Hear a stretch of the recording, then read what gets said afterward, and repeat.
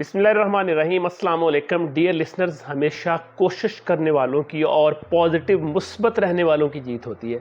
अक्सर लोगों के पास अल्लाह का दिया सब कुछ होता है, लेकिन हमेशा रोते रहेंगे, कंप्लेंट्स करते रहेंगे कि मेरे पास कुछ नहीं है, ऐसा है वैसा है। इसी तरह एक मेरा दोस्त एक बार मुझे मिलता है और यही रोना रोता है कि बहुत गुर्बत है, बड़े हालात ख़राब हैं, ऐसा है, बहुत कमज़ोर हैं।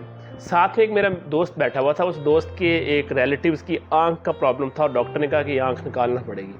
कहते चले ठीक है, आप गरीब हो? कहते जी मैं गरीब हूँ। उसने कहा आप मुझे अपनी एक आंख दे दें, मैं अपने दोस्त को डलवाना चाहता हूँ, 50 लाख रुपए मैं आपको दूंगा। वो हैरान हो गया, कहते चले दोनों आंखें दे दे, मैं 1 करोड़ रुपए अभी आप चेक काट के दे देता हूँ। बड़ा अमीर आदमी था वो।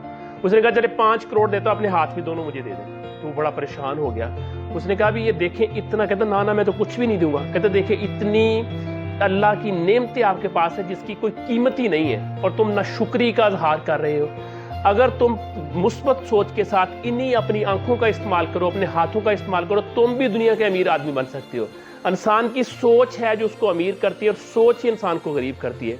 लिहाजा जो नेमतें आपके पास हैं उन पे अल्लाह का शुक्र अदा करें और अपनी सोच को मुस्बत करके आप भी अमीर हो जाएं।